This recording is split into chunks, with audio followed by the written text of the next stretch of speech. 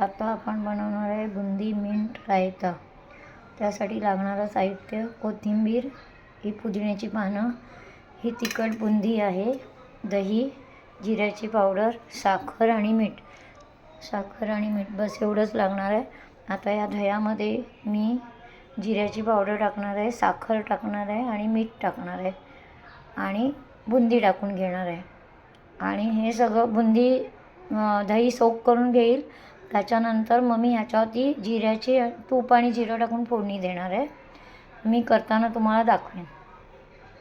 हे पहा, आता मी मिंट रायता बनवते। तर त्या मिंट रायत्यासाठी आपण जे पहिलं सगळं साहित्य बघून घेतलं होतं ते हे आहे। ते दह्यामध्ये बुंदी घातली आहे, प्लस याच्यामध्ये मीठ, साखर आणि जिऱ्याची पावडर टाकली आहे आणि आता ही फोडणी तुपावरती केलेली आहे। आता ही तुपावरची फोडणी मी यात टाकणार आणि ह्याच्यामध्ये भरपूर सारं मिंट टाकून घेणार की आपलं मिंट रायता रेडी।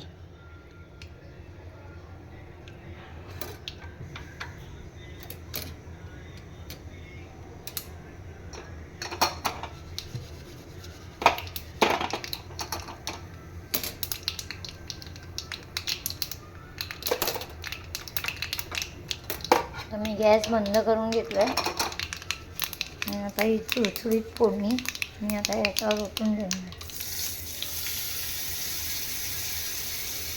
ही चुरचुरीत फोडणी मी या रायत्यावर ओतून घेतलेली आहे। आता ही मिक्स करूया।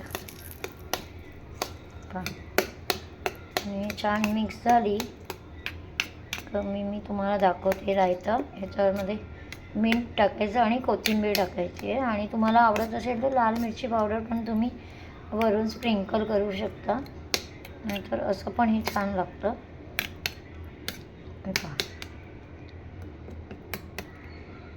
आता हे पूर्ण झालं की मी तुम्हाला दाखवते। तर आपलं मुली कोबी पराठा आणि मिंट रायता रेडी आहे। आता जेवायला चला, पटापट एकदा बनवा आणि खाऊन बघा किती छान लागतं ते।